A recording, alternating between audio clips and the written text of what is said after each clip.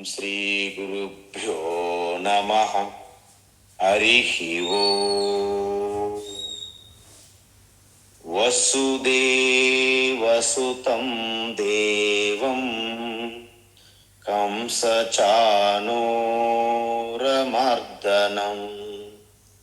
దేవకీ పరమానందం కృష్ణం వందే జగద్గురుం. తీర్త్వా మోహార్ణవం హత్వా రాగద్వేషాదిరాక్షసాం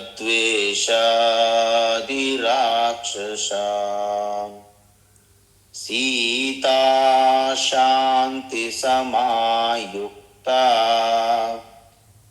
ఆత్మా రామో విరాజతే. ఆత్మా రామో విరాజతే. ఆత్మస్వరూప బంధుగణ, మనం భక్తి యోగంలో కింద నుండి రెండవ మెట్టు, పైనుండి చూసుకుంటే 5, 4, 3, 2 రెండవ స్టెప్ చూస్తాం. ఎందుకంటే ఈ భక్తి మనందరికీ తెలియాలి. ఈ భక్తి అనేది ఒక యూనివర్సిటీ అనుకుంటే, ఒక విశ్వవిద్యాలయంగా మీరు భావించినట్లయితే దాంట్లో అనేక తరగతులు ఉంటాయి. కానీ అన్నిటికంటే ఉన్నతి, ఉత్కృష్టమైనటువంటిది డాక్టరేట్ పొందడం. అంటే రీసెర్చ్, ఆ పరిశోధనలు చేసి ఆ డాక్టరేట్ పొందడం, పిహెచ్డి. ఇక్కడ భక్తి అనేది అన్నిటికీ సమానం. అందువలన ఈ భక్తిలో, విశ్వవిద్యాలయం అనే భక్తిలో పిహెచ్డి అయితే ఎలాగైతే సంపూర్ణమైన విద్యగా మనం భావిస్తామో, ఈ భక్తి అనే ఒక సినారియోలో శివోహం లేదా అహం బ్రహ్మాస్మి అనే ఆ తత్వజ్ఞానం, ఆత్మజ్ఞానం, స్వరూపతత్వాన్ని దర్శించడం అనేది శ్రవణ మనన నిధిధ్యాసనము. ఆ జ్ఞానయోగం అనే భక్తి, ఈ భక్తి అనే క్షేత్రములో, ఈ భక్తి అనే విశ్వవిద్యాలయములో జ్ఞానయోగం అనే భక్తి పిహెచ్డి లాంటిది అన్నమాట. అది అంతవరకు మనం అర్థం చేసుకోవాలి, స్పష్టత. కాబట్టి భక్తి ఎందుకు అంత పాపులర్ అవుతుందంటే, ఎటువంటి మనిషి అయినా భక్తి ప్రారంభించవచ్చు. జ్ఞానయోగాన్ని ప్రారంభించడము అలాగా సాధ్యపడదు. కాబట్టి భక్తి అన్నింటికీ ఒక చైన్లా కలిపే ఆ సేతుయే భక్తి అంటారు.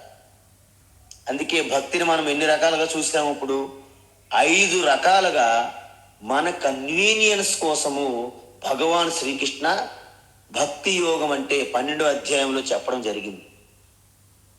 ఈ 5 మెట్లని సర్వసాధారణంగా మనము 3 మెట్లుగా మనం చూస్తాం, వేదముల్లో కానీ ఉపనిషత్తుల్లో కానీ. కానీ భగవద్గీత స్పెషల్.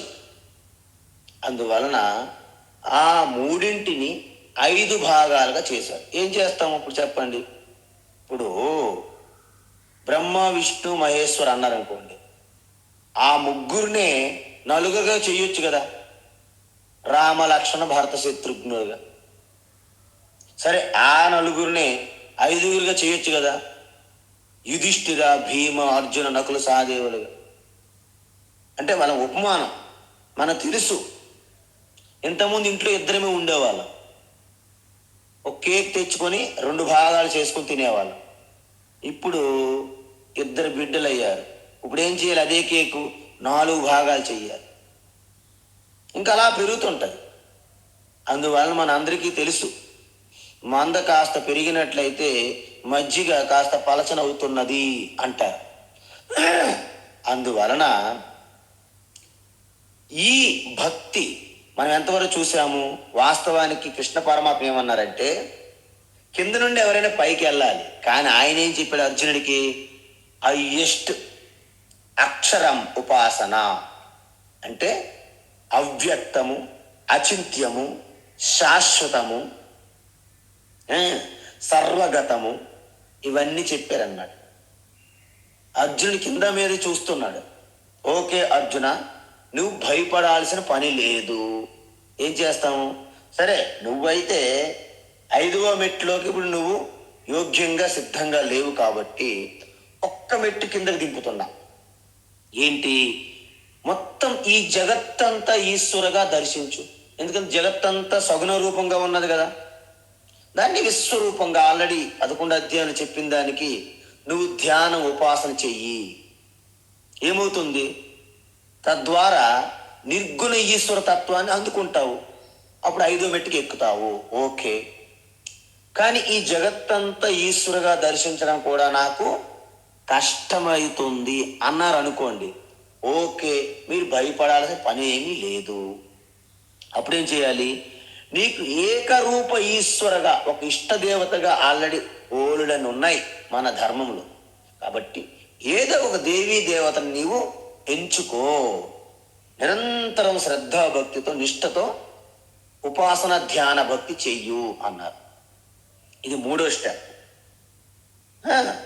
మనము 3వ స్టెప్ అయిన తర్వాత 4వ స్టెప్. ఎందుకు? అది కూడా నాకు సాధ్యం కాదు అన్నారనుకోండి, అప్పుడు ఏం చెయ్యాలి? ఓహో, అంటే నువ్వు అంతర్ముఖంగా రావడానికి కష్టమవుతుంది కాబట్టి, నీకు బహిర్ముఖంగా ఇంకా ఉండడానికి ఇంకా చాలా టైం పడుతుంది కాబట్టి ఒక పని చెయ్యి. నువ్వు చేసే ప్రతి కర్మ ఈశ్వరునికి అర్చన పూజ అనే భావనతో చెయ్యు. మనం ఏదైనా చేస్తే దానికి రిజల్ట్ వస్తుంది కదండి, ఫలితం. ఆ వచ్చిన ఫలితాన్ని ఈశ్వర ప్రసాదంగా భావించు అన్నారు. మీ అందరికీ తెలుసు ఏంటంటే మన యొక్క దేశంలో స్వతంత్ర ఉద్యమ సమయంలో దేనికోసమండి అందరూ ప్రాణాలు త్యాగం చేశారు? అంటే లోక కళ్యాణం కోసం. నా దేశం, నా మాతృభూమి, వందే మాతరం అని వీళ్ళందరూ కూడా వాళ్ళు చేసిన ప్రతి ఒక్కటి కూడా ఈశ్వర భారత మాతకి జై వందే మాతరం అనుకుంటూ చేశారు. కాబట్టి వాళ్ళందరూ కూడా ఎటువంటి కోరికలు, ఎటువంటి పేరు ప్రఖ్యాతులు ఆశించి చేయలేదు, స్వార్థంతో చేయలేదు, కోరికలతో చేయలేదు. నిస్వార్థంగా నిష్కామంగా వాళ్ళు చేశారు. కాబట్టి వాళ్ళందరూ కూడా నిష్కామ కర్మయోగముతో కూడిన భక్తులు అని అర్థం. దాన్ని దేశభక్తులు అంటారు. కాబట్టి ఈ విధంగా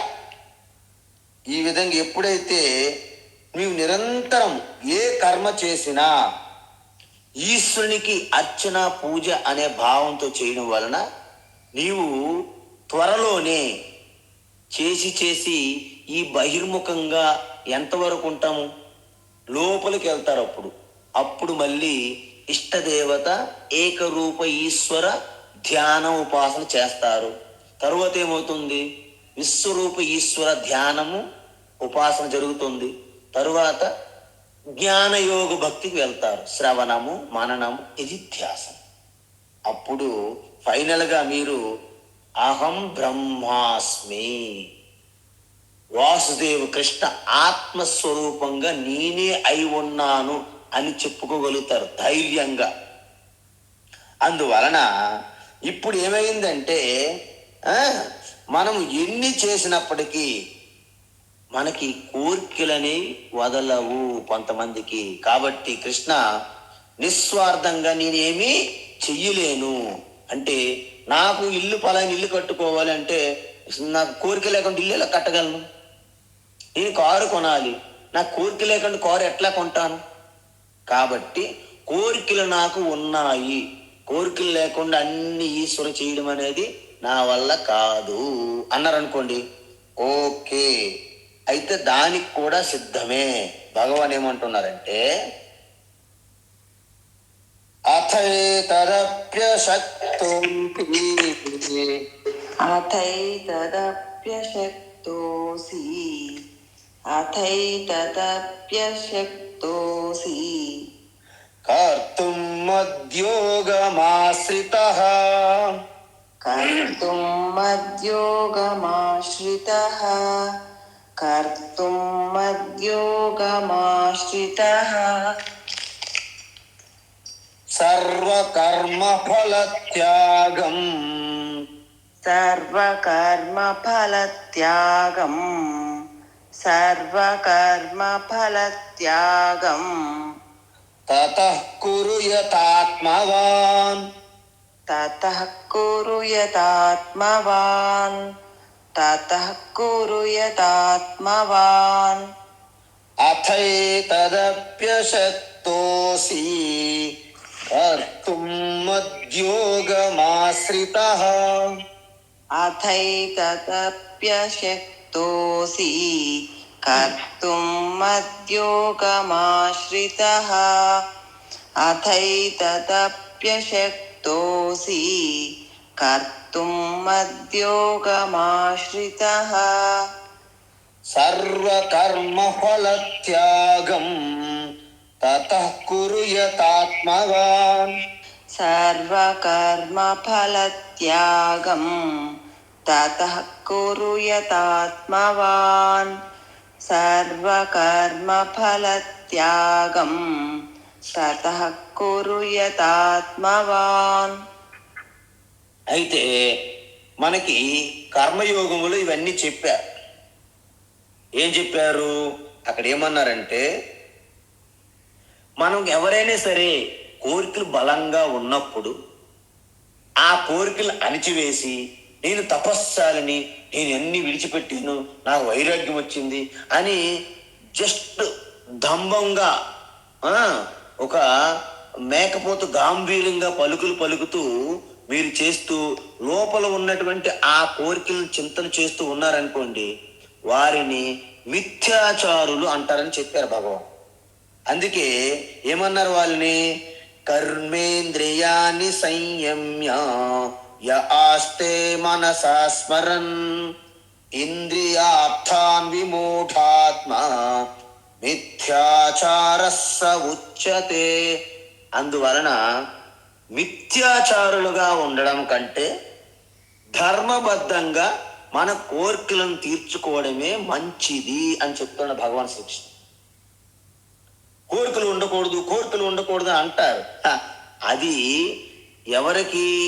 బాగా వివేకముతో అంత జగత్తుని పరీక్షించి పరిశీలించిన తరువాత మీకు ఒకవేళ ఆ వివేకముతో పాటు వైరాగ్యం కలిగినప్పుడు కోరికలు ఉండకూడదు అక్కర్లేదు, అవి ఉండవు, అవే జారిపోతాయి.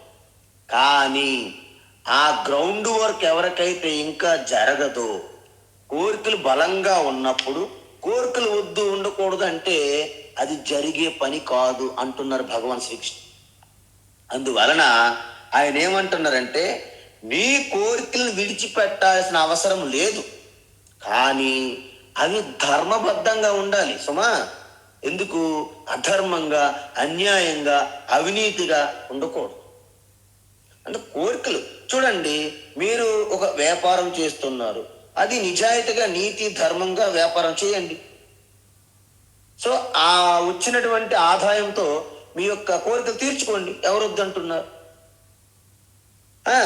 ఆ విధంగా ఒక ఉద్యోగం చేస్తున్నాం, అలాగే ఏం చేసినప్పుడు కూడా మీ కోరికలు తీర్చుకోవడం వల్ల ఎటువంటి లోటుపాట్లు కానీ ఎటువంటి తప్పు కానీ ఏమీ లేదు అంటున్నారు భగవాన్.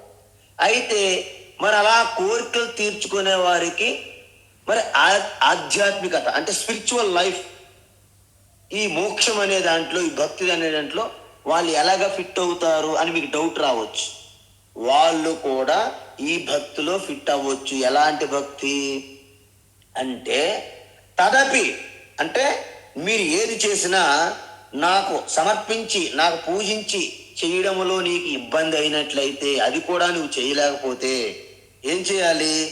సర్వకర్మ ఫలత్యాగం కురు. ఎలాగా? యథాత్మవాన్ అంటే నిష్ఠతో, ఒక డిసిప్లిన్, ఒక పట్టుదలతో, ఒక ఒక డిసిప్లిన్, ఒక పట్టుదల, ఒక సిన్సియారిటీతో నీకు వచ్చినటువంటి ప్రతి ఫలం ఏదైతే రిజల్ట్స్ వస్తుందో అట్లీస్ట్ దానిని నాకు ఈశ్వర ద్వారా నాకు వచ్చింది ప్రసాదంగా అని భావన చెయ్యి అన్న.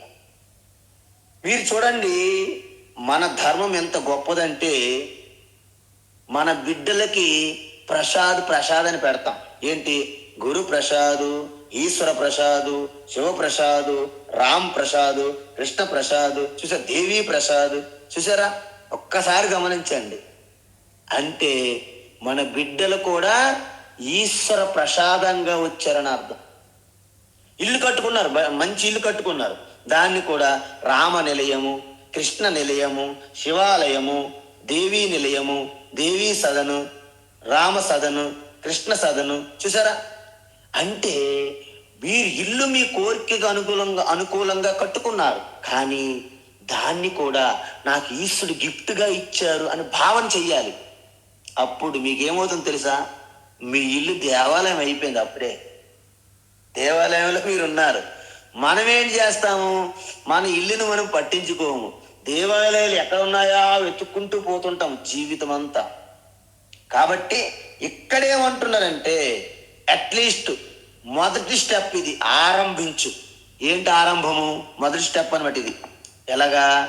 నీ కోరికలు బలంగా ఉన్నాయి, కోరికలు తీర్చుకుంటూ, ధర్మబద్ధంగా కోరికలు తీర్చుకుంటూ ఆ రిజల్ట్ ఏదైతుందో భుజించే ముందు అట్లీస్ట్ ఈశ్వర, ఇది నా శక్తి కాదు, నీవు అనుగ్రహించావు కాబట్టి నాకు వచ్చింది, నేను అనుభవిస్తాను. ఓకేనా? Okay, god bless you my children, go ahead అంటారన్నమాట ఈశ్వర. అందువలన మనకి సంప్రదాయం ఎలా వచ్చిందంటే మన నరాల్లో, మన రక్తంలో ఉంది ఇది. చిన్నప్పటి నుంచి నేను చూస్తున్నా. ఒక అరటి పండ్లు కానీ, ఒక మామిడి పండ్లు కానీ ఎప్పుడు వచ్చినా అమ్మ తీసుకెళ్ళి ఆ ప్లేట్లో పెట్టి దేవుడి గదిలో ఫస్ట్ పెట్టేసేవారు. మేము వెయిట్ చేసేవాళ్ళం. మనకంత ఇది తెలియదు కదా, ఎప్పుడు దేవుడి గది నుంచి బయటకు వస్తుందా అని చూసేవాళ్ళం ఆ పండ్లు. అంటే ప్రతి బట్టలు కూడా, మాకు కొత్త బట్టలు కొనేటప్పుడు చిన్నప్పుడు అటు పసుపు ఇలా రాసి దేవుడి దగ్గర పెట్టి నమస్కరించేవాళ్ళు. చూసారా? ప్రతి ఒక్కటి కూడా మనమే తీసుకుంటాం, మనమే భుజిస్తాం, మనమే అనుభవిస్తాం, కానీ అది ఈశ్వరుని నుండి వచ్చింది. ఆ భావన చేయమంటున్నారు. అక్కడ మన భక్తి ఆరంభమవుతుందన్నమాట. మీరే కష్టపడతారు, మీరే కోరికలు పెట్టుకుంటారు, మీరే ప్రణాళికలు వేస్తారు, మీరే వాటిని సాధిస్తారు, నో డౌట్. ఎవ్వరు వచ్చి తీసుకోరు. కానీ అక్కడ కూడా ఇది ఈశ్వర ప్రసాదంగా భావన చేయడము సర్వకర్మ ఫలత్యాగం అంటారు. అంటే ఏంటి? మీరు చేసే ప్రతి కర్మ నుండి వచ్చింది కూడా ఆ యొక్క ఈశ్వర ప్రసాద భావన. ఇక్కడ ఒకటి గమనించండి, మనం రెండో మెట్లు ఏం చెప్పాము? చేసిన ప్రతి పని కూడా ఈశ్వరుకు అర్పించడము, వచ్చిన రిజల్ట్ని ఈశ్వర ప్రసాదంగా. అంటే ఏంటి? అక్కడ కామన, కోరిక లేదు. అందువలన లోకానికి సేవ, లోక కళ్యాణ సంబంధించిన దాన ధర్మాలు, సేవలు ఎక్కువ జరుగుతాయి. ఎప్పుడు? ప్రతిదీ ఈశ్వరు సమర్పిస్తున్నారు. సగం జగత్తంతా కూడా ఈశ్వరు. కాబట్టి మీరు ఎవరికి ఏది చేసినా ఈశ్వరు పూజగా భావిస్తారు, రెండో మెట్లు. కానీ అది నా వల్ల కాదు, ఎందుకంటే నాకు కామాలు ఉన్నాయి, ఫుల్ స్టాపులు ఇంక రాలేదు, కామాలతో ఉన్నాను ఇంక నేను. చూసారా? మనకి ఏదైనా రాసేటప్పుడు కామ అంటే పూర్తి అవ్వలేదు, కామ ఇంకా పూర్తి అవ్వలేదు, ఈ కామాలు ఉన్నాయి మనలోన. కాబట్టి కామాలు ఉన్నవారు ఏంటంటే లోక సేవ పక్కన పెట్టండి కాసేపు, లోకానికి సేవ ఊరుకోవాలి, ఆ సేవ పక్కన పెట్టి నా సేవ నేను చేసుకోవాలి. మొదట ఏంట సేవ? మీ కోరికలకు సంబంధించిన మీరు రప్పించుకోవాలి. రప్పించి వచ్చినప్పుడు ఏం చేయాలి? అమ్మయ్య, ఈశ్వర ప్రసాదం ఇది అని భావించాలి. దీనిని మొట్టమొదటి భక్తిలో మొదటి తొలిమెట్టు. చూసారా? మనం కొన్నిసార్లు తిరుపతి, సింహాచలం ఇలాంటి దేవాలయాలకు వెళ్ళేటప్పుడు తొలిమెట్టు మీద కొబ్బరికాయ కొట్టండి అంటది అమ్మ. మనకి తొలిమెట్టు మీద ఎందుకు అనిపిస్తుంది ఒక్కోసారి, కానీ అదే మీ యొక్క దేవాలయం యొక్క అర్చన పూజ అక్కడ ఆరంభమైంది అనమాట. తొలిమెట్టు దగ్గర నుండి ఆరంభమైంది. ఎందుకు? అంతకుముందు ఆటోలో, బస్సుల్లో తిరుగుతూ నానా యాతంతో వస్తాం కదా, తొలి మెట్టు దగ్గర నుంచి మనము ప్రారంభించాలి మన భక్తిని అర్థం. కాబట్టి మీరు అన్ని మీ కోరికల కోసం మీరు చేసే సకల పనులు కూడా ఆ ఫైనల్ రిజల్ట్ని ఈశ్వర ప్రసాదంగా భావన చేయడాన్ని సర్వకర్మ ఫలత్యాగం తత ఆ విధంగా ఒక నిష్ఠతో, ఒక సిన్సియర్, ఒక డిసిప్లిన్ పక్కా. చాలా మంది ఒక దొంగడైనప్పటికి కూడా చాలా సిన్సియర్గా నిష్ఠతో చాలా సీరియస్గా చేస్తారు, పని చేస్తారు. కాబట్టి ఇక్కడ ఏమంటున్నారంటే ఈవెన్ మీరు అనివార్యమైన కర్మలు కొన్ని చేసినప్పటికీ ఆ రిజల్ట్ను మాత్రం, వచ్చిన ఫలితాన్ని మాత్రము ఈశ్వర ప్రసాదంగా మీరు అర్పణ చెయ్యాలి అంటున్నారు. అంటే ఇది సకామ ప్రధాన కర్మయోగ భక్తి అంటారు. దీన్ని ఏమంటారు? సకామ. కామ అంటే కోరికలండి, ఏం కాదు అక్కడ. సకామ అంటే కోరికలతో కూడి ఉన్న కర్మయోగ భక్తి అంటారు దీన్ని. అందుకే ఏమంటున్నారు? అథ ఏతదపి కర్తుం అశక్య. ఏంటి అంటే పరోపకారం కోసము, లోక సేవ కోసము నిష్కామంగా కోరికలు లేకుండా ఈశ్వరార్పణగా చెయ్యాలనే కర్మయోగం నువ్వు చెయ్యలేకపోతే, చూసారా ఇక్కడ, అథ ఏతత్ నిస్వార్థము, ప్రజాసేవ, పరోపకారంగా నిష్కామ కర్మయోగం అసక్త నువ్వు చేయలేకపోయినట్లయితే ఏం చేయాలి? మధ్యోగం ఆశ్రిత అంటే ఈశ్వరార్పణ భావనతో చెయ్యలేకపోయినా పర్వాలేదు, కానీ సకామ కర్మ చెయ్యండి అంటున్నాడు కృష్ణ పరమాత్మ. అయితే చేస్తే ఏం చేయాలి స్వామీజీ?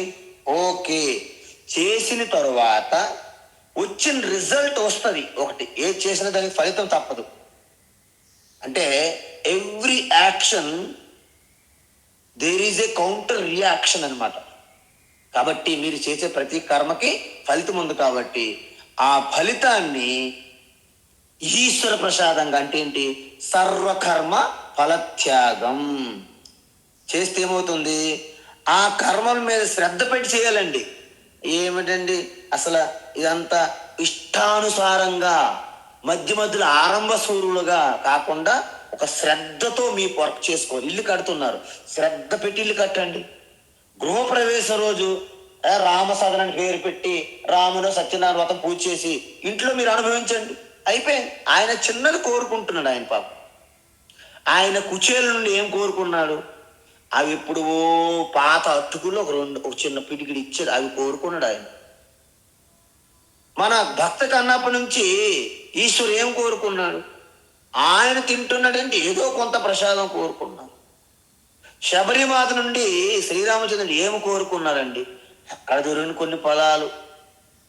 అలాగా వాళ్ళేం కోరుకోరు, ఈ శ్రద్ధ భక్తే కోరుకుంటారు. కాబట్టి ఇల్లు, వాహనము, సర్వం ఏది మీకు కలిగినప్పటికీ ఈశ్వర ప్రసాద బుద్ధితో చేయడం అనేది, తీసుకోవడం అనేది అక్కడ భక్తి మొదలైంది. డివోషన్ స్టార్ట్స్, బిగిన్ అంటారు అన్నమాట. ఈ విధంగా చేస్తే ఏమవుతుంది స్వామి అంటే, ఈ విధంగా మీరు చేయడం వలన కొంతకాలము మీ కర్మలన్నీ మీ కోరికల ప్రకారం చేసుకుంటాను ధర్మబద్ధంగా. వచ్చిన రిజల్ట్ మీద ఈశ్వర ప్రసాదం అనే ఒక లేబుల్ వేస్తున్న స్టిక్కర్. కొన్నాళ్ళకి ఏమవుతుందంటే చేసే కర్మలో కూడా ఈశ్వరుని దర్శిస్తారనమాట. అంటే మీరు చేసే ప్రతి కర్మలోనూ ఈశ్వరుని చొప్పిస్తారు. అప్పుడేమవుతుంది? మీరు అందరికీ కూడా ఒక సహాయం, అంటే సేవ, దాన ధర్మం, ఈ సమాజం అంతా సుఖంగా సంతోషంగా ఉండాలని ఒక స్టెప్లో, రెండో స్టెప్లోకి వెళ్తారనమాట. అప్పుడేమవుతుంది? నీకు స్వార్థం తగ్గి నిస్వార్థంగా అందరినీ ఆనందపరచాలి, అందరినీ సంతోష పెట్టాలి అనే ఒక దృక్పథం, దృష్టి మీలో మారుతుంది. అంటే మీరు మొదటి మెట్టు నుండి రెండో మెట్టులోకి వెళ్ళారన్నమాట. రెండో మెట్టులో ఏమైంది మనం చెప్పాం ఇంతకుముందు. ఏంటి? నిస్వార్థంగా పరోపకారం పుణ్యాయ, పాపాయ పరపీడనం. పరులకు పీడిస్తే మీకు పాపం పెరుగుతుంది, పరులకు ఏమైనా సహాయం చేస్తే మీకు పుణ్యం పెరుగుతుంది. పుణ్యం నాకు ఎందుకు స్వామి? అసలు ఆత్మకి పుణ్యము పాపం ముద్దన్నారు కదా మీరు. అది జ్ఞానయోగంలో మీరు చూద్దరు కానీ ఇక్కడ ఎందుకు గాబరా? అక్కడ అక్కర్లేదు, కరెక్టే, ఇక్కడ అంతవరకు ఉండాలి. ఇల్లు కట్టేటప్పుడు స్లాబ్కి సపోర్ట్ పెడతాం. ఒకడు అన్నారు, 20 రోజులు అయిన తర్వాత తీసేస్తాం కదా, తీసిన దాన్ని ఇప్పుడు ఎందుకు పెట్టాలని మరి ఉండదు. స్లాబ్ వేయడానికి ఆధారం ఉండాలి. అలాంటి పరిస్థితి అనమాట ఈ పుణ్యపాపాలు కూడా. కాబట్టి ముందు పాపం చెయ్యకండి, పుణ్యమే చెయ్యండి. కొన్నాళ్ళకి పుణ్యం కూడా నీకు అక్కర్లేదు అంటే ఏంటి? పాపం పుణ్యం రెండూ అక్కర్లేదు. ఆత్మకి ఏంటి? అనంత ఆనంద స్వరూపం కాబట్టి అని అర్థం. సో ఈ విధంగా చేస్తారు కదండి. అప్పుడేమవుతుంది? ఈ మొదట ఆరంభించాం ఏంటి? సకామం, కోరికలతో కర్మలు చేసి వచ్చినటువంటి ఫలితాన్ని ఈశ్వరుకు అర్పించాం ప్రసాదంగా. అలా కొన్నాళ్ళు చేసిన తర్వాత నిష్కామ కర్మయోగ భక్తులకు వెళ్తాం, రెండో స్టెప్కి. అప్పుడేంటి? సర్వం యజ్జత్ కర్మ కరోమి, ఏ కర్మ చేసినా శంభో తవారాధనం, విష్ణో తవారాధనం అని రామ కృష్ణ ఏంకో అర్పిస్తూ మనం చేయడం వలన ఆ రెండో మెట్టులో కూడా మీరు ఒక నిష్ఠ సాధించారనుకోండి. అప్పుడేమవుతుంది? అప్పుడు పట్టుకుంటారు ఒకే ఒక ఇష్టదేవత, ఒక స్వరూపాన్ని మీరు పట్టుకొని ఒక మంత్రము, ఒక నిరంతర ఉపాసన ధ్యానం, ఏకరూప ఈశ్వర చేస్తూ చేస్తూ త్యాగరాజు లాంటి వాళ్ళు రామను పట్టుకొని అంతా రామమయం జగత్ అని ఆత్మారామయ్య నేను అనుకుంటూ అక్కడ చేరుకున్నారు ఆయన. మనం కామరాజుని పట్టుకొని చివరికి కోరికలే నేనని కోరికలతో నలిగిపోయి కోరికే నేను అనుకుని నిలిచిపోతానమ్మా, ఆగిపోతాను. కాబట్టి ఇక్కడ ఆ విధంగా ఏకరూప భక్తి ఉపాసన చేసి చేసి ధ్యానం చేసి ఒక రామో కృష్ణో శివో దేవి గణేష్ ఎవరో చేసి చేస్తే ఏమవుతుంది? నా గణేషే జగత్తంతా వ్యాపించి ఉన్నారు. నదిలో కూడా గణేష చూస్తారు. పర్వతాలు, చెట్లు, పక్షులు, కీటకాలు, జంతువులు, ఆవు గోవులోను అనేక, ఈవెన్ కుక్కలోను, పిల్లిలోను, ఎలుకలోను, మనుషులందరిలో కూడా అన్నింటిలో కూడా గణేశుని దర్శిస్తారు. అప్పుడు ఏకరూప ఉపాసన భక్తి నుండి అనేక రూప విశ్వరూప ఉపాసన ధ్యానంలోకి వెళ్తారనమాట. ఆ తర్వాత ఏమవుతుంది స్వామీజీ? అప్పుడు మీ యొక్క అంతఃకరణం శుద్ధి అయిపోతుంది, విశాలమైన మనస్సు అవుతుంది, దృక్పథము. అప్పుడు భగవాను మీకు మీ స్వరూప తత్వం అనే జ్ఞానయోగ భక్తికి గురువుని పంపిస్తారు. గురువులు రావట్లేదు, మంచి గురువుల కంటే దొంగ గురువులు ఎక్కువైపోయారు అని మనకు డౌట్ ఉన్నది. అది కూడా నా ఒప్పుకోవాల్సింది. ఎందుకంటే దొంగ గురువులు అనేవాళ్ళు ఎక్కువైపోతున్నారు ఈ మధ్య సమాజంలో. ఒకప్పుడు రావణాసురుడు ఒక్కడు ఉండేవాడు ఆ యుగంలో, ఒక్కొక్కరు ఉండేవాళ్ళు అలాంటి వాళ్ళు, మిథ్యాచారులు, దొంగ బాబాలు, దొంగ గురువులు, దొంగ సన్యాసులు. ఇప్పుడు ఎక్కడ చూసినా దొంగ సన్యాసులు ఎక్కువ.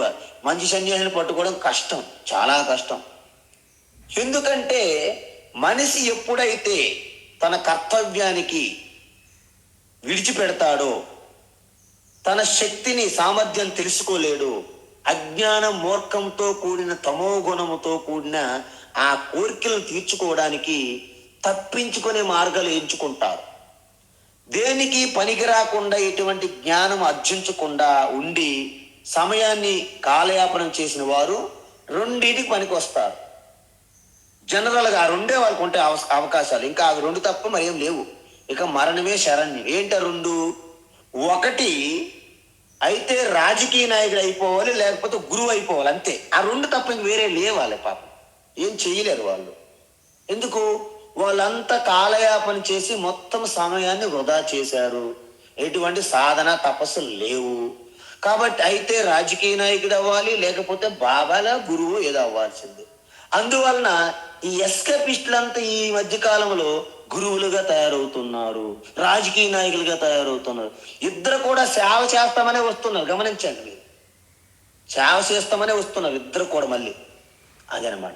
కాబట్టి ఇలాంటి గురువులకి ఎలా రావాలంటే మీలో ఉన్నటువంటి ఆ స్థాయి, అంటే విశ్వరూప ఉపాసన ధ్యాన భక్తిలో గనక మీరు ఉంటే నిజమైన గురువుని ఈశ్వరు పంపిస్తారు మీ దగ్గరికి.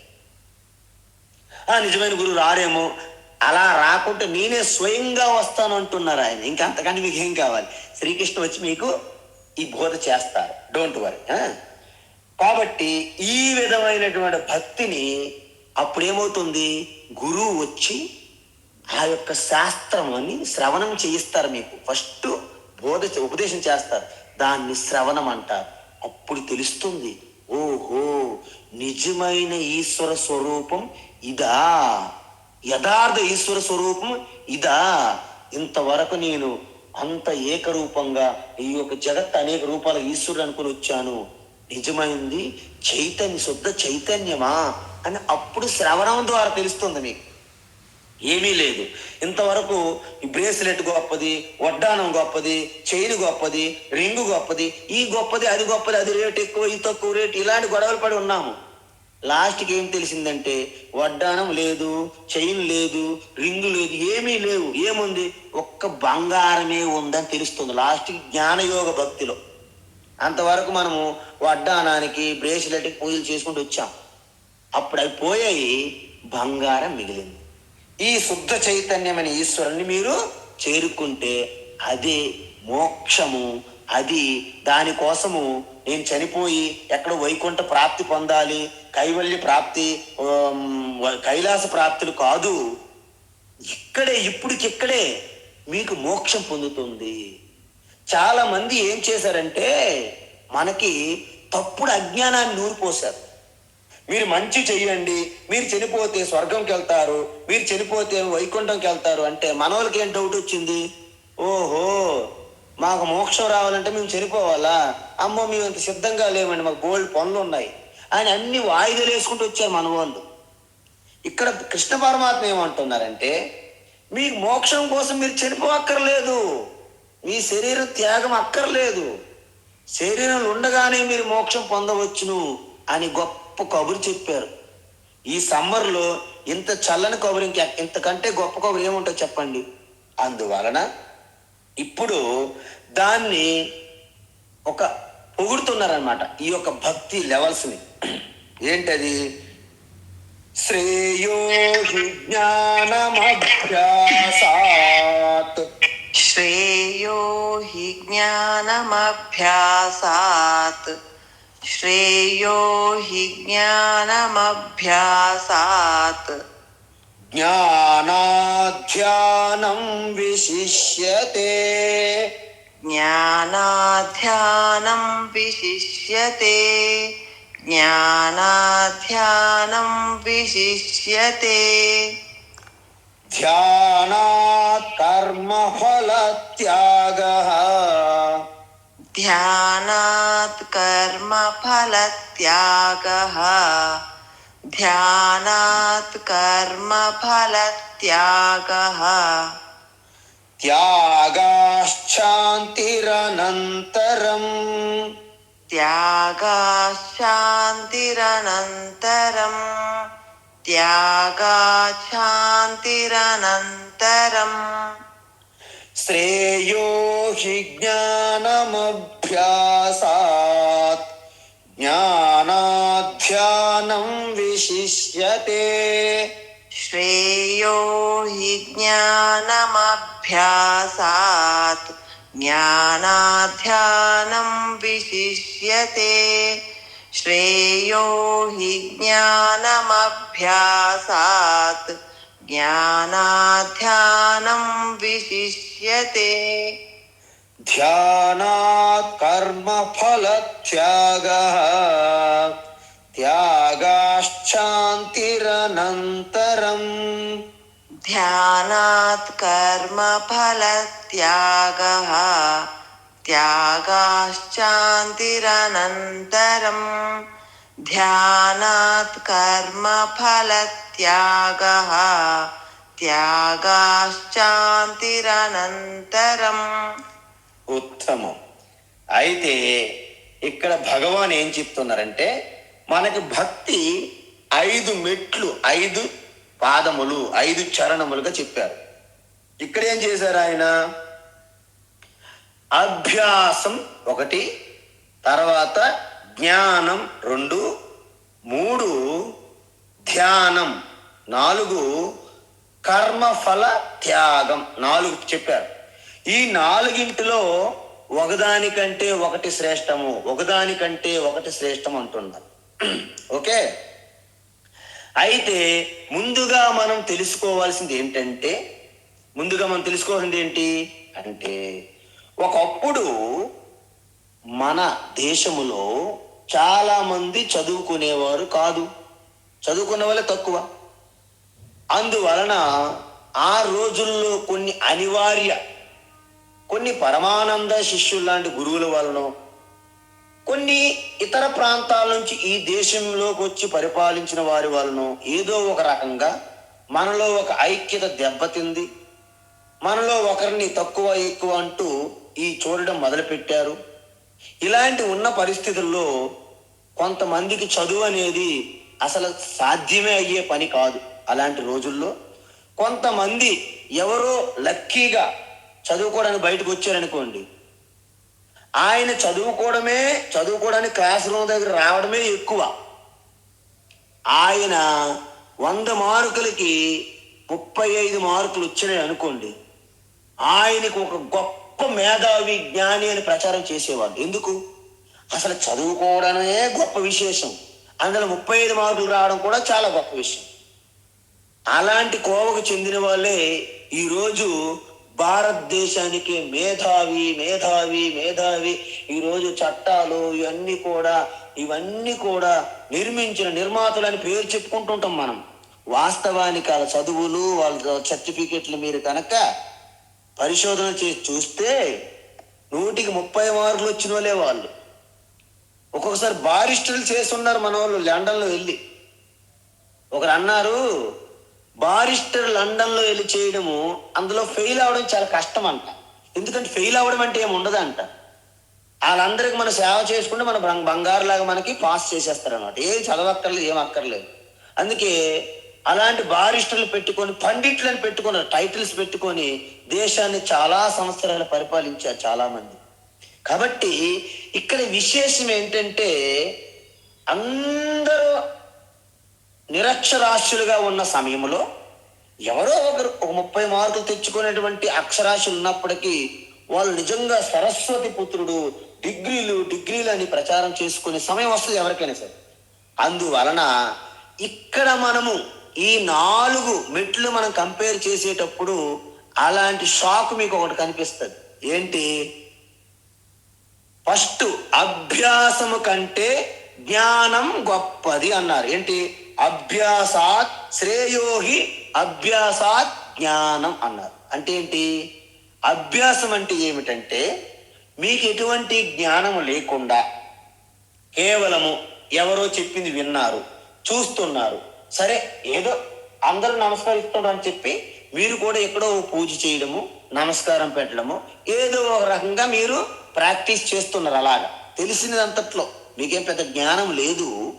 తెలిసినంతట్లో ఎవరో చెప్పారు, ఆ వీధిలో ఉన్నటువంటి వీరమణి చెప్పారు, ఇక్కడ ఆ చివరిలో ఉన్నటువంటి సత్యనారాయణ స్వామి పూజ చెయ్యు అన్నారు. ఊరికే ఆవిడ చేసుకుంటుంది అంతే. ఆవిడ జ్ఞానం ఏం తెలియదు, సత్యనారాయణ అంటే ఏమిటో తెలియదు. ఇలాగ ప్రాక్టీస్, ఇలా అభ్యాసం చేయడాన్ని, దానికంటే ఆ యొక్క సత్యనారాయణ వ్రతకల్పం ఏమిటి, దాని యొక్క తత్వం ఏంటి, దాని గురించి కొంత సమాచారం, కొంత నాలెడ్జ్, కొంత జ్ఞానాన్ని ఆర్జించేవారు గొప్ప అని చెప్తున్నారు, శ్రేష్టము అని చెప్తున్నారు. అర్థమైందండి?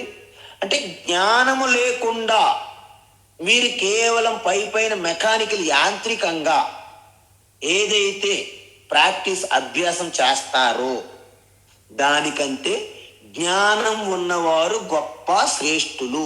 ఇది మొట్టమొదటి స్టెప్. అయితే మీకు జ్ఞానమైతే ఉన్నది కానీ దాన్ని మీరు మీలోకి జీర్ణించుకునే పరిస్థితిని మీరు ఎప్పుడు చేయట్లేదు. ఎందుకు? మన ఇంట్లో బ్యాంకులో మనకు డబ్బులు ఉన్నాయి, మన ఇంట్లో మన పాపకు పెళ్ళి, ఆ బ్యాంకు డబ్బులు ఇవ్వడం, డబ్బులు ఉన్నాయి కానీ ప్రయోజనం లేదు. అదేవిధంగా జ్ఞానమైతే ఉంది కానీ నీ వ్యవహారానికి నీకున్న జ్ఞానానికి ఎటువంటి సంబంధం లేదు. ఎందుకు?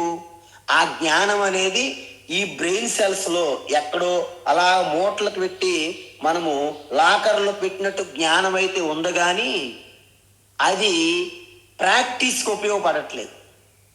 అందుకే స్వామి శివానంద మహారాజ్ అంటారు, 1 ounce of practice, 1 ounce of practice much more powerful than tons of theory అంటారు. అంటే టన్నుల కొలది ఉన్నటువంటి సమాచారం పెట్టుకున్నాం, కానీ ప్రాక్టీస్ లేదు. అందుకే ప్రాక్టీస్ అనేది ఇంపార్టెంట్. కాబట్టి ఇక్కడ కేవలము టేప్ రికార్డ్ లాగా కొంత సమాచారాన్ని సేకరించుకుని పెట్టుకోవడం కాదు, దాన్ని పదే పదే స్మరణ చేసి ధ్యానించడం అనేది గొప్ప. చూసారా? మరి ఇక్కడ ధ్యానం ఎలాంటిది అంటే, జ్ఞానం ఉన్న తర్వాత ధ్యానం చేయడం అనేది గొప్ప.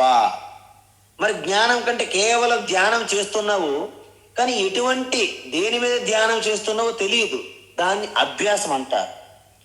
ధ్యానం దానికంటే గొప్పది. ధ్యానంతో కూడిన ధ్యానము ఆ జ్ఞానం కంటే గొప్పది. మీరు చాలా అబ్జర్వ్ చేసి ఏకాగ్రతతో వింటే ఇది అర్థమవుతుంది. ఏమిటి? అభ్యాసం అంటే జ్ఞానము లేని ధ్యానము. జ్ఞానం లేదు కానీ ధ్యానం చేస్తుంటారు కొంతమంది, చాలా మంది అలాగే ఉంటారు సమాజంలో. జ్ఞానముతో కూడిన ధ్యానము 3వ స్టెప్ అన్నమాట. ఇక్కడ చూడండి, అభ్యాసాత్ జ్ఞానం శ్రేయ అన్న మొదట. కానీ ఏంటి? జ్ఞానం అయితే ఉంది కానీ ధ్యానం చెయ్యరు. కాబట్టి జ్ఞానముతో కూడిన ధ్యానము జ్ఞానం ఉన్న వాళ్ళకంటే గొప్ప. అందుకే మనం రోజు ధ్యానం చేస్తూ జ్ఞానం తర్వాత ధ్యానం, ఇది మన సైకిల్. చూసారా? కాబట్టి అందువలన ఎటువంటి జ్ఞానం లేకుండా ధ్యానం చేయడం కంటే జ్ఞానము గొప్పది. ఆ జ్ఞానముతో కూడినటువంటి ధ్యానం ఏదైతే ఉందో ఆ ధ్యానం ఇంకా గొప్పది జ్ఞానం కంటే. ఈ 3 అయినాయి కదా. మరి ఆ ధ్యానం కంటే కర్మఫల త్యాగం విశిష్యతే గొప్పది అంటున్నారు. ఇక్కడ రివర్స్ బ్రేక్ పడింది మనకి. ఏమిటి? కృష్ణ పరమాత్మ ఒక చిన్న మనల్ని కన్ఫ్యూజ్ చేసేటట్లు కనిపిస్తుంది ఇక్కడ. ఎలాగా అంటే, మనం 5 స్టెప్పులు చెప్పాను మీకు నేను.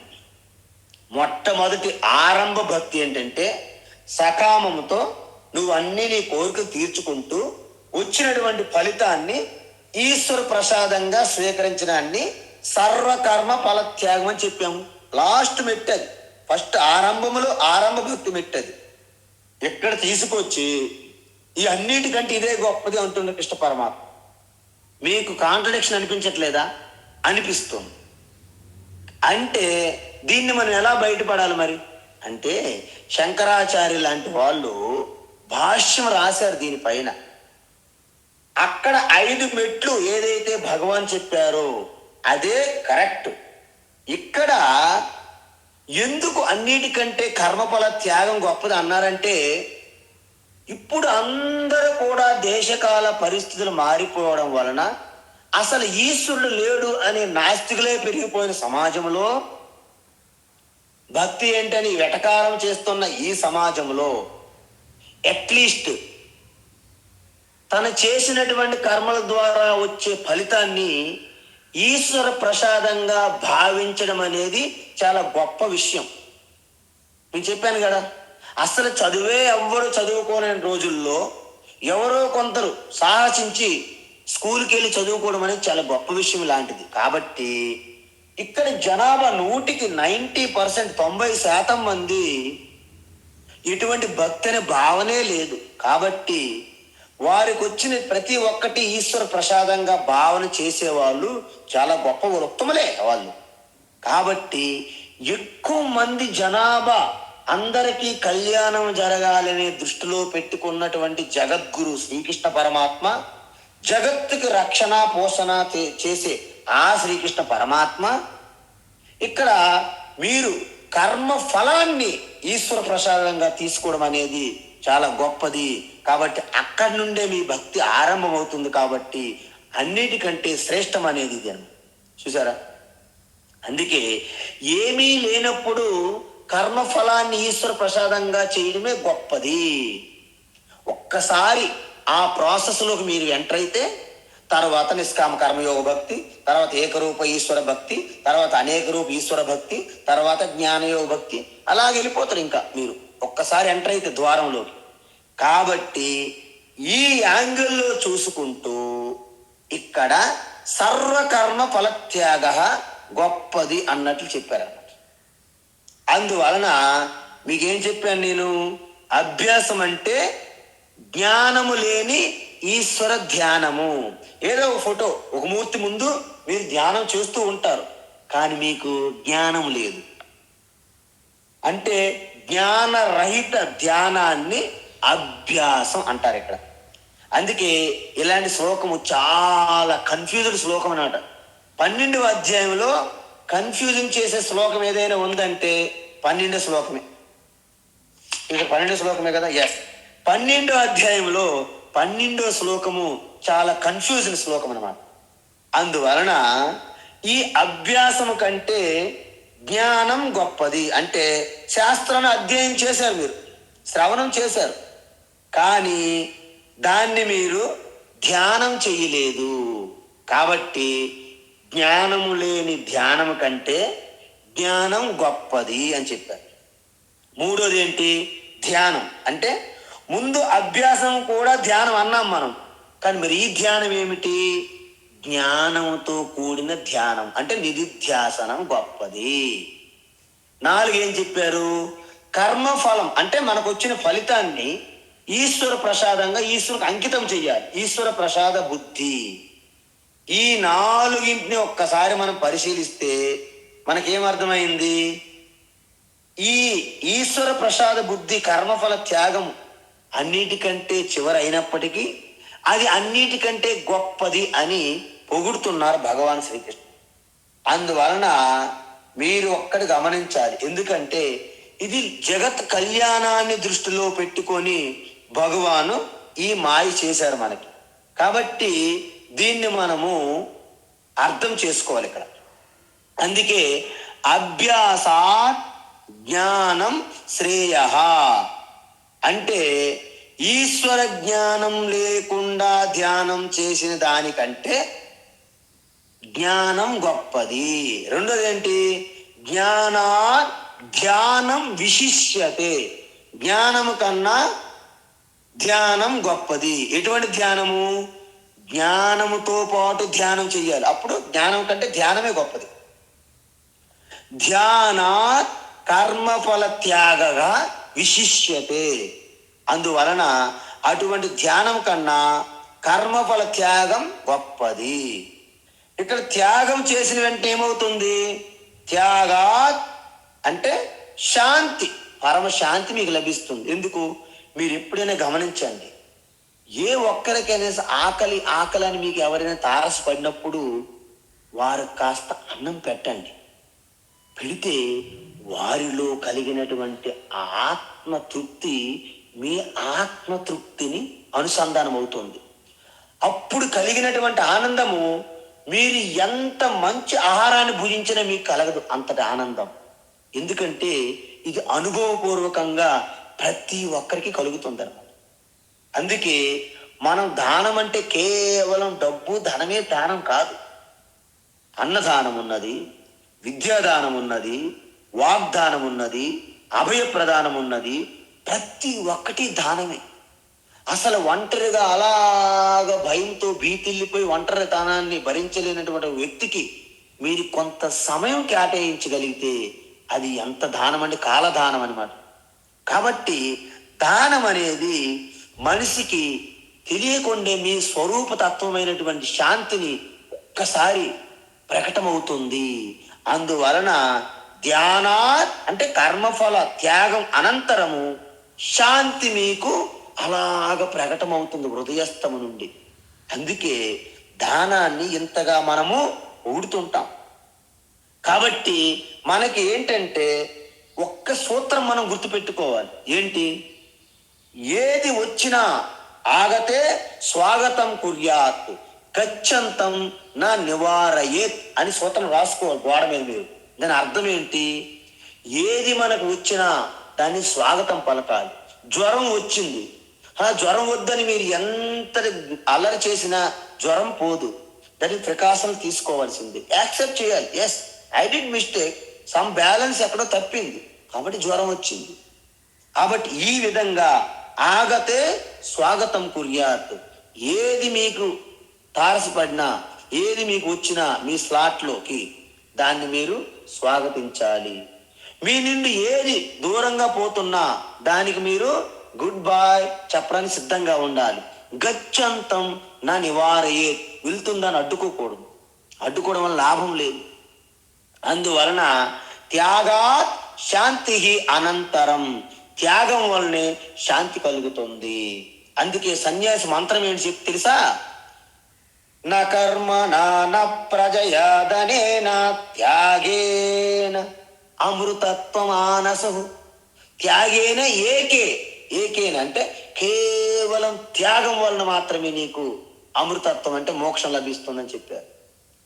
మొట్టమొదటి ఈ ఉపనిషత్తులకే మొదటి మంత్రం అంటారు ఈశావాస్య ఉపనిషత్తు. ఈశావాస్యమిదగుం సర్వం యత్కించ జగత్యాం జగత్ తేన త్యక్తేన భుంజీత. తేన త్యక్తేన, నువ్వు త్యాగము ద్వారే నువ్వు అనుభవిస్తావు, సకల భోగముల ఆనందాన్ని అనుభవిస్తావు అన్నారు. మనకి విరుద్ధం అనిపిస్తుంది. త్యాగం చేసిన తర్వాత ఆనందం అక్కడ ఉన్నదయ్యా బాబు అనుకుంటాం. మనం ఎందుకు? మనం అన్ని కూడబెట్టుకుని ఉన్నాంగా. అందువలన మనకు తెలియదు త్యాగం వలన రహస్యం. నిజానికి త్యాగం వల్లనే మీకు శాంతి లభిస్తుంది. ఇప్పటి వరకు మనము ఈ 12వ అధ్యాయంలో మొదటి సెక్షన్, దీన్ని మొదటి సెక్షన్ అంటారు. ఏంటి? అసలైనటువంటి భక్తి యోగం అంతా చెప్పడం జరిగిపోయింది. ఇప్పుడు చెప్పండి, భక్తిలో మీకు ఎటువంటి సందేహము సంశయాలు ఉండకూడదు. ఎవరు ఏది చేస్తున్నా మీకు అర్థమైపోవాలి. ఓకే ఈ పాదములో ఉన్నారు, ఈ లెవెల్లో వీళ్ళు ఉన్నారు. వారికి మనం ఎంకరేజ్ చేయాలి, డిస్కరేజ్ చేయకూడదు. ఎప్పుడు ఇదేనండి, ఎప్పుడు తీర్థయాత్రలండి, ఎప్పుడు ఈ మూర్తి విగ్రహాలని తిరుగుతారండి అని చెప్పకూడదు. ఎందుకు? వారికి అక్కడ నుండి బయటపడే సమయం వచ్చినప్పుడు వారే బయటపడతారు. కాబట్టి ఎవరిని మనము నిరుత్సాహపరచకూడదు, ఎవరిని మనము క్రిటిసైజ్ చేయకూడదు. కాబట్టి భక్తి యొక్క 5 మెట్ల యొక్క రహస్యం తెలుసుకోవడం అనేది భక్తి యోగంలో ఒక తప్ప ఇంకా ఏ శాస్త్రంలో కూడా ఇంత వివరంగా ఉండదు. అందుకే భగవద్గీత ప్రతి తరతరాల యుగాలకి సమస్త మానవాళికి ఈ భూమి మీద ఉన్న ప్రతి మనిషికి కూడా మహర్షిలాగా ఒక జీవన్ముక్తులుగా మార్చే మహామంత్రమే ఈ భగవద్గీత రహస్యం తత్వం. కాబట్టి అందుకే మనము 2వ అధ్యాయంలో సమత్వం యోగ ఉచ్యతే అని చదివాం.